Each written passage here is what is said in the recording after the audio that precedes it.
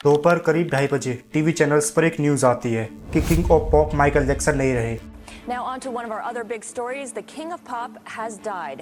Michael Jackson, the pop music and manslaughter trial of Michael Jackson's doctor. On Wednesday, prosecutors played a disturbing recording of the singer speaking in a slow, News coming into the situation right now from about Michael Jackson, the king of pop. If you want to make the world a better place. इस खबर को आते ही लोगों के बीच सन्नाटा छा गया। सैकड़ों लोग सड़कों पर ही बेहोश होने लगे और पूरे लॉस एंजलिस का खुशनुमा माहौल मातम के मंजर में तब्दील हो गया। चंद मिनटों में ही गूगल, ट्विटर, विकिपीडिया जैसे प्लेटफॉर्म क्रैश हो गए। माइकल जैक्सन को मरे हुए 15 साल हो चुके हैं, लेकिन अभी तक लोगों के जहन से माइकल जैक्सन का क्रेज नहीं उतरा। माइकल की मौत के बाद माइकल की वीडियोस के थ्रू मिलियंस ऑफ डॉलर्स कमाए गए और इनकी इसी बात को लेकर इनका नाम Guinness book of world record में भी दर्ज है। माइकल जैक्सन का जन्म 29 अगस्त 1958 में गैरी, इंडियाना में हुआ। माइकल जैक्सन के पिता का नाम जोसेफ जैक्सन था और इनकी मां का नाम कैथरीन था। जन्म से ही माइकल की नसों में खून के साथ म्यूजिक बहता था, क्योंकि उस समय पे उनकी माँ एक पियानो आर्टिस्ट थी और साथ ही साथ वो एक अच्छी परफॉर्मर भी थी। माइकल जैक्सन की फैमिली में टोटल 10 सदस्य थे और माइकल जैक्सन के अलावा इनके 7 बहन भाई थे। कहते हैं कि माइकल जैक्सन से बड़ा सेलिब्रिटी आज तक नहीं जन्मा। अक्सर हमें ये भी सुनने को मिलता है कि माइकल जैक्सन के शोज की अपॉइंटमेंट 5 से 6 साल तक बुक रहती थी, लेकिन माइकल जैक्सन के पास इतनी ज्यादा पॉपुलैरिटी और इतना ज्यादा पैसा होने के बाद भी वो खुश नहीं थे। वो तब भी अपने आप को अकेला महसूस करते थे। माइकल जैक्सन की एक और हैरान कर देने वाली बात यह है कि माइकल जैक्सन को मरे हुए 15 साल हो चुके हैं, लेकिन 15 साल बाद भी माइकल जैक्सन की world wide music album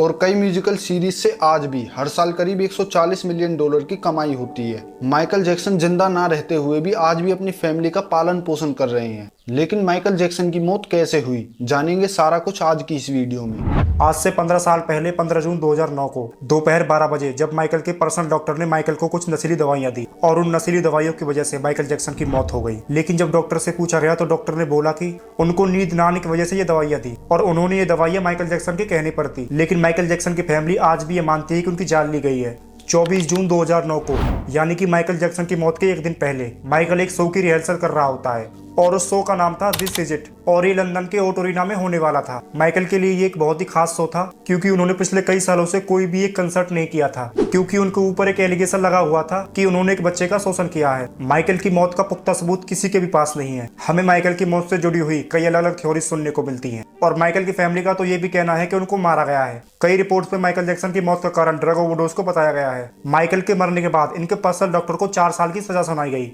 TMZ documentary who really killed Michael Jackson में लिखा है, भले ही माइकल की मौत के बाद मैरी को ब्लेम किया गया हो, लेकिन माइकल पूरी लाइफ ड्रग का यूज किया करते थे, जो कि उनकी मौत का कारण बनी। और ऐसा वो इसलिए करते थे क्योंकि उन्हें कई बड़े डॉक्टर्स का सपोर्ट था। और कई डॉक्यूमेंट्रीज में तो हमें ये भी सुनने को मिलता है कि माइकल जैक्सन पर अरबों रुपए का कर्ज था।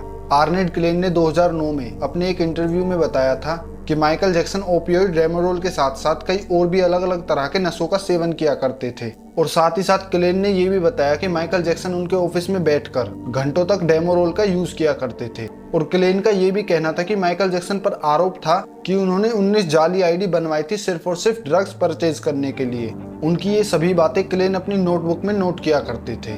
माइकल जैक्सन बहुत ज्यादा लंबी लाइफ जीना चाहते थे, इसलिए उन्होंने 12 डॉक्टर्स को हायर किया हुआ था। सच में माइकल जैक्सन करीब 150 सालों तक जीना चाहते थे, इसलिए उन्होंने 12 डॉक्टर्स की टीम अपने पास रखी हुई थी, जिनमें से उनके सबसे खास कैनराड मैरी थे और उनको माइकल जैक्सन हर महीने $1.5 लाख सैलरी दिया करते थे। माइकल जैक्सन की मौत के 39 दिन बाद 3 सितंबर 2009 को उनका प्राइवेट फ्यूनरल हुआ, जिसमें लगभग 200 से 250 लोग शामिल हुए। इनके इस फ्यूनरल में करीब 8 करोड़ रुपए का खर्चा आया था। क्या आपको पता है कि माइकल जैक्सन को सोने के ताबूत में दफनाया गया था? माइकल को दफनाने से पहले उनके मेकअप आर्टिस्ट को बुलाया गया और उस मेकअप आर्टिस्ट ने माइकल को वैसे ही सजाया जैसे कि वो अपने परफॉर्मेंस से पहले सजते थे। माइकल के घर वालों को डर था कि माइकल की बॉडी की लोकेशन अगर डिस्क्लोज हुई तो लोग उनकी बॉडी को चुरा सकते हैं, इसलिए माइकल जैक्सन को कंक्रीट के अंदर दफन किया गया और वहां पर दफन किया गया जहां हॉलीवुड के Clark Gable, Jean Harlow, Walt Disney जैसी बड़ी बड़ी हस्तियां दफन है। 7 जुलाई 2009 को लॉस एंजलिस के स्टीपल सेंटर में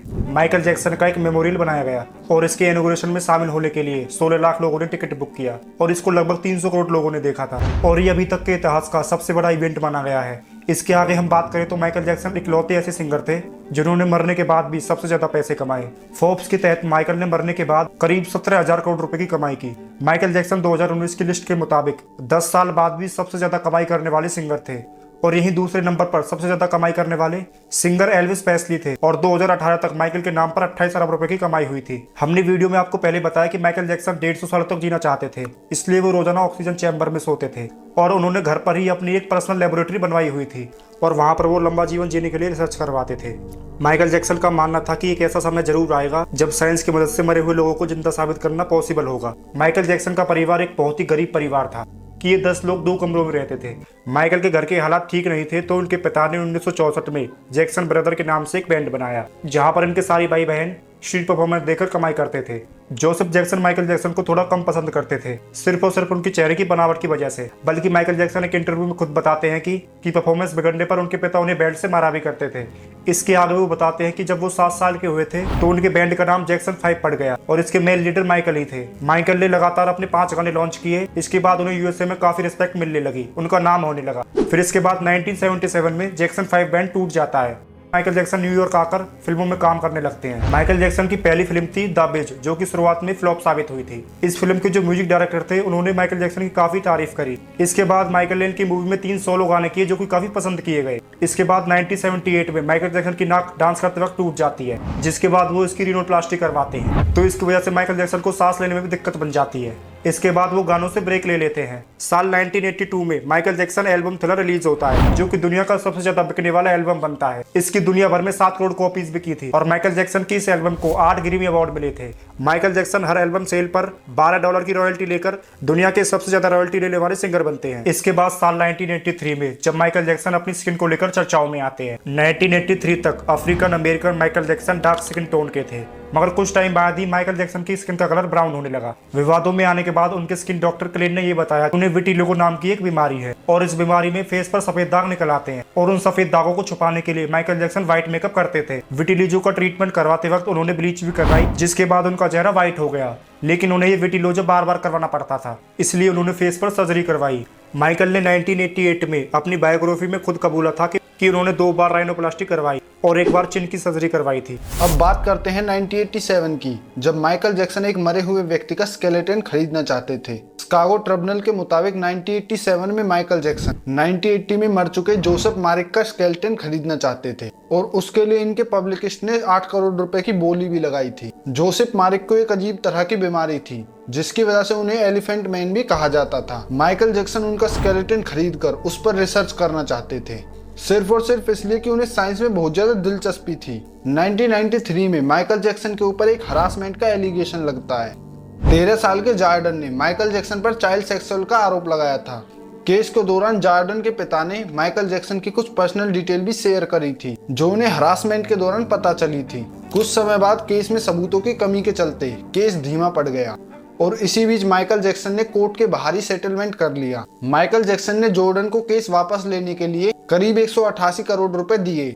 इसके बाद माइकल जैक्सन की रेपुटेशन खराब होने के बाद माइकल जैक्सन ड्रग्स के एडिक्ट बन जाते हैं। फिर इसके बाद 1994 में माइकल जैक्सन एल्विस प्रेस्ली की बेटी लीजा से शादी कर लेते हैं, जिसके 19 महीने बाद इनका डाइवोर्स भी हो जाता है। फिर 1995 में माइकल जैक्सन को एक पैनिक अटैक आता है। फिर इसके बाद माइकल जैक्सन 35 देशों में लगभग 58 कॉन्सर्ट करते हैं, जिनमें कि लगभग 45 लाख लोग इकट्ठा हुए थे। सिडनी टूर के दौरान माइकल जैक्सन अपने स्किन डॉक्टर क्लेन की असिस्टेंट से दूसरी शादी कर लेते हैं। शादी से 6 महीने पहले ही क्लेन की असिस्टेंट प्रेग्नेंट थी। फिर इसके कुछ समय बाद सन 2000 में इनका डाइवोर्स हो जाता है। कई रिपोर्ट्स के मुताबिक माइकल जैक्सन पर लगभग 3000 करोड़ रुपए का कर्ज था और इससे अलग माइकल जैक्सन ने लगभग 4000 करोड़ रुपए का डोनेशन किया हुआ है। तो ये थी माइकल जैक्सन के बारे में सारी जानकारी। उम्मीद करता हूँ कि आज की ये वीडियो आपको जरूर अच्छी लगी होगी और माइकल जैक्सन के अलावा आप इन फेमस लोगों की बायोग्राफी जानना चाहते हैं तो ये वीडियो जरूर देखो।